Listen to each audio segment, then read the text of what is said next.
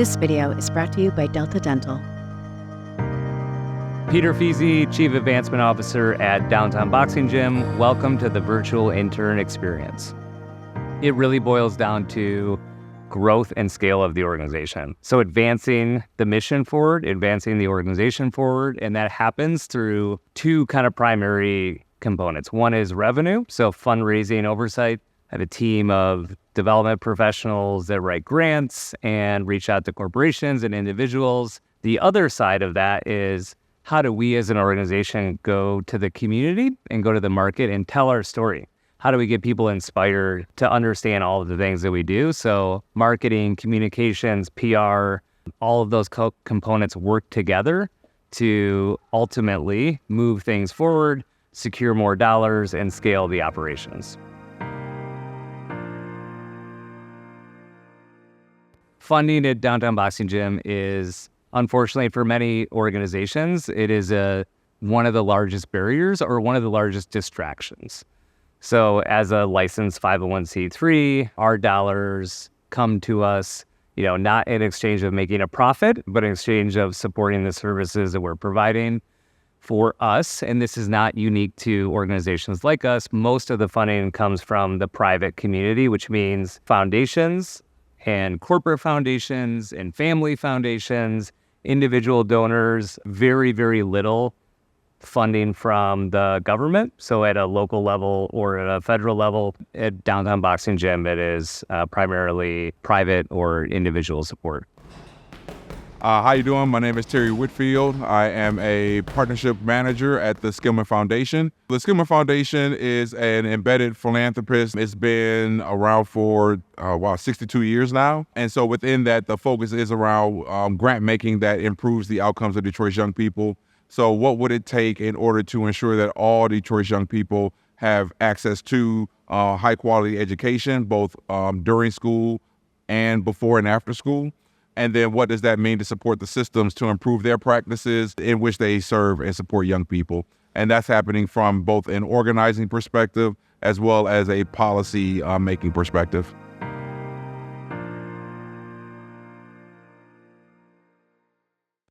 People regularly say you don't leave jobs, you leave managers or directors. We're people, we're relational beings. Like, you have to really believe in the people that are setting the vision, establishing the culture, and if there's alignment there on the things that are important to you and that leader, it usually works out well. And so at Downtown Boxing Gym, the first time I met Kali, the founder, was really struck with the difference in approach, the difference in discipline to the work, the pure commitment to the work.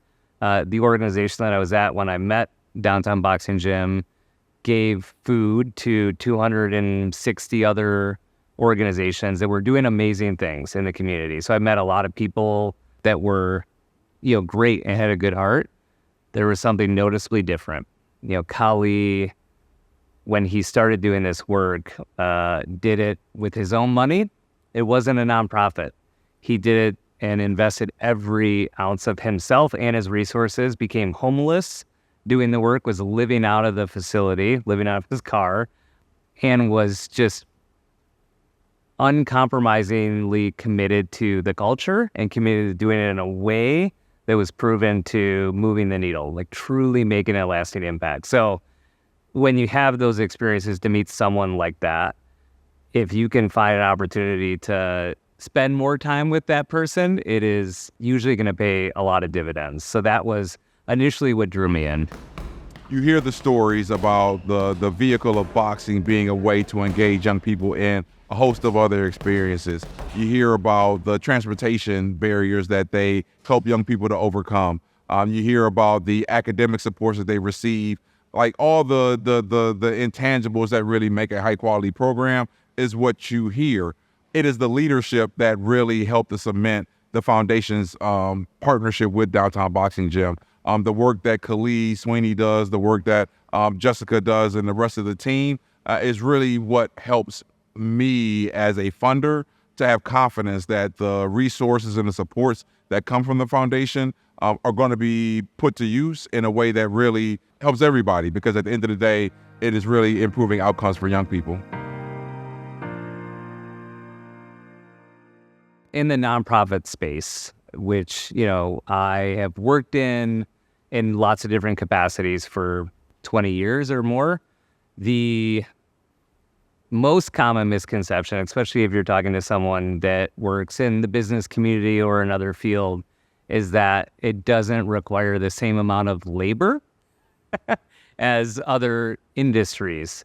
When I took this job a year ago and became on staff at Downtown Boxing Gym, I was talking to a board member who used to be a fellow board member. And I'm like, yeah, I'm just, really, really busy. There's a lot going on. It's amazing work. He's like, wow, you're busier than you were before. You were running a shop and seemed really, I'm like, yeah, I'm 10x busier than I was before. So that's a misconception of the industry, is that it's just like, it's more aligned with your heart and your passion. And so maybe the work output is a little bit less. Huge misconception. Second is that it's run differently than a business. It's not. 501c3 is a tax status. That is it. A nonprofit runs in the same way any other business would. The motivations and how you are driving revenue into the business is different versus, on a publicly traded company, you're reporting out your earnings or your shares to a board. In a private company, you want to make the business profitable so that you can scale the business. But the same principles apply to a nonprofit. However, since you are not transacting a product or service, the need to be really, really creative in how you secure revenue and really invested in all the relationships that make that engine go is so important. Whereas in a business, you kind of position, hey, we do this for this type of client, and we do it really well. We need more of those. Lots of partners can be supportive to this mission. So how do you think really creatively and strategically, and like, what do those relationships look like, and how do I leverage them so that it is a win-win on both sides? This isn't charity. It's not about writing a check and, I did something that feels good. This should be a relationship where there is a return on both sides. One misconception that people might have is that the mindset that it takes to run a nonprofit is different than what it might take to run a business, when really they are both in the same. The product is different. The product for Downtown Boxing Gym are the young people and the way in which it helps them to overcome obstacles and become their best self. If I'm making widgets, my product is like the widget, and how is it being of service to the customer? At the end of the day, the back office work, the operations that it takes to run both is very similar. How do you engage staff is very similar. How do you recruit and retain staff? Very similar. Different outcomes, different products, but the mindset is the same.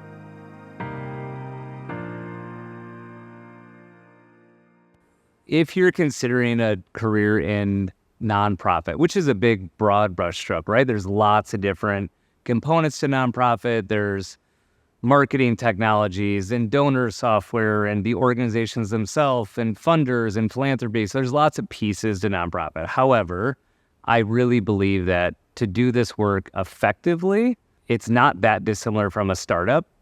Is you have to be comfortable being uncomfortable, because of the way that dollars are circulated into the organization and the lack of stability. You have to, you're just always knowing that there's an opportunity to evolve. There's an opportunity to change your approach to the market.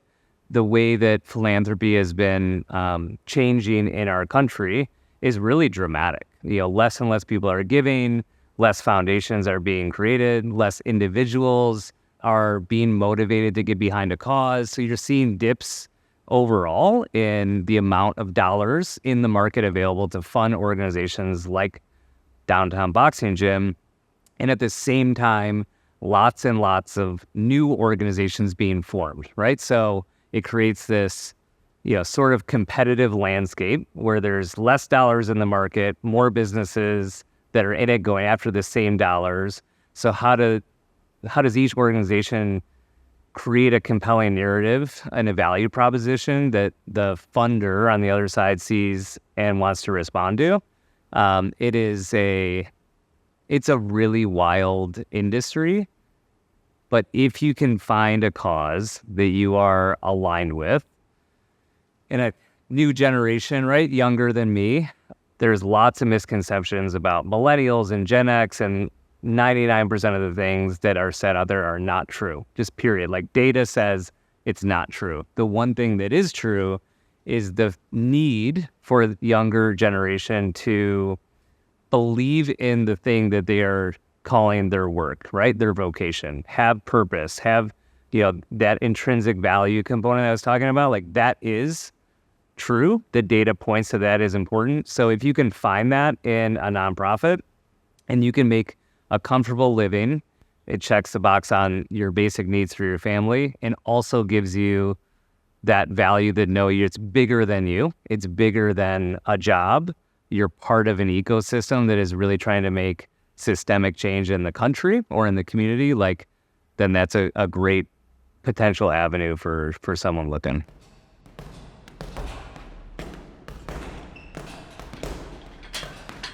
What I would suggest that they look to as they're evaluating, is this the spot for me?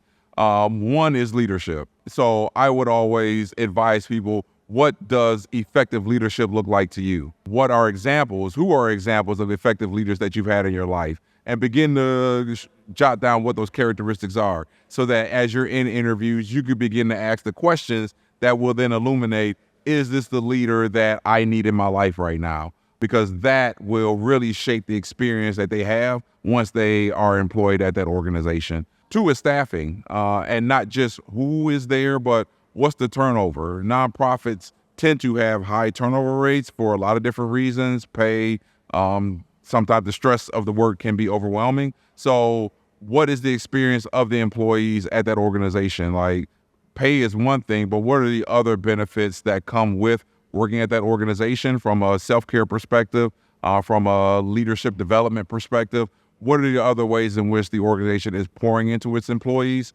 and then what does that mean for them? I think the third piece would then be the reputation that the organization has in the community, because that then goes a long way. If the leadership is not strong, if the staff are not happy, invariably the relationship with the community and the perspective the community has of the organization will be one that you'll know very quickly you don't want to work there. So leadership is one, having an idea for yourself what type of leader you want to work for and being clear about that. Two, the employees, how are the employees taken care of and do they seem to be happy? And then three, what is the perspective or the relationship between the organization and the community? Because that is where your work product is going to be most impactful. And if the community doesn't want anything to do with you, that's invariably going to impact the way in which you want to do your work.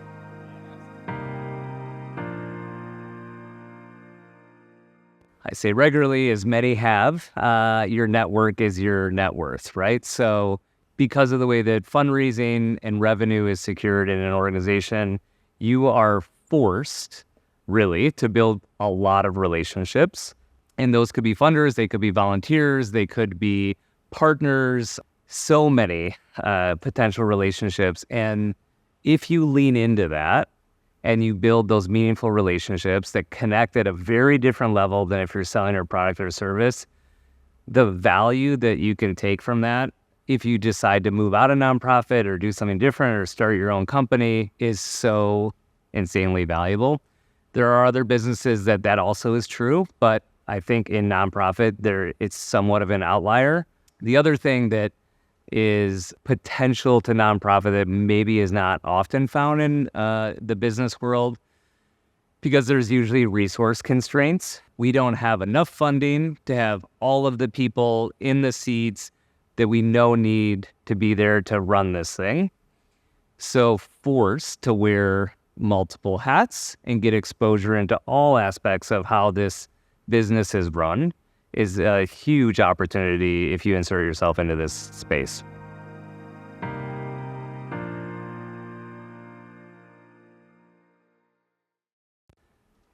my challenge to anyone that is exploring this field or a job in nonprofit is, if you see something that's like even maybe strikes a nerve that you want to explore more, reach out, have a conversation. Don't look at the job description. The industry as a whole has like done a disservice to future candidates of not properly like telling the story of what it means to work in this field. Spend a day shadowing. Like, what does it mean? What's a day in the life? Like, get as much exposure as you can. Sit on a board for a couple of years and volunteer and get exposure into how the staff works with the board. That's a huge opportunity. So there's a lot of ways to kind of get into this work. There's no shortage of need, especially if you have a unique skill set that can bring value to the mission, no shortage of need. So if you really want to be in this space, you can do it. Find the right leader, the right leadership, and an organization that aligns with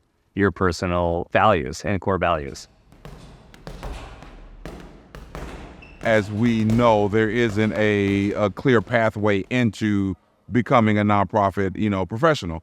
And so where I always lean on is in the listening and in the engagement. So I would come up with a list of like 100 organizations that you would like to have a conversation with, and reach out to the president, the CEO, the vice president, the leadership of the organization, and ask them for 30 minutes of their time. Craft a set of questions to get a better understanding of what are the challenges that they face? What is the work that they do? What advice would they give you as somebody that is looking to get into the space? Why I would suggest that is that it doesn't happen. And so in my psychology background, there's something about people having the opportunity to talk and just have a conversation that people will talk all day. So my encouragement would be identify 100 people you want to have a conversation with, put a timer on the length of time you want to give yourself to have these conversations. Could be 100 days, could be 200 days, could be over the course of a year, and begin to have conversations. I would structure the questions in a way that give you the most information from that organization,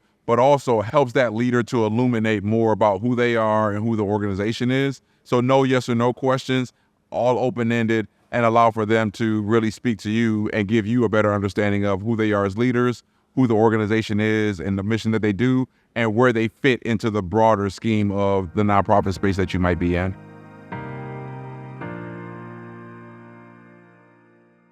There's an appetite, especially from the business community, to create more partnership, more collaboration. There's huge initiatives in impact investing and social impact and B Corps and all of these business terms that we need to make money, but I also there's a heart behind this. I want to do something that is going to make the world a better place when I'm gone. What is my legacy? So how do we, as a, specifically in 501c3 nonprofit, how do we rethink our approach to working with partners, working with staff and team members in a way that we're really perceived as any other business, and doing things that are sustainable, like the going out to raise money, net new money every year, and not knowing where it's coming from and who it's coming from, and it might go away or it might not, and you're just the guessing game isn't fun for anyone. So building in models no different than what happens in a business. It's a very common practice. People understand it. Funders and investors get behind it. In philanthropy, that doesn't happen. It's really scattered. You might get a gift this month and then in 6 months, and you don't know where the next one's coming from. So how do we get those that are interested in investing in social impact to come together to fund causes that are proven and can really scale? And so I think that is the opportunity where I'd like to see this industry go. Thank you for watching. To learn more, check out virtualinternexperience.com.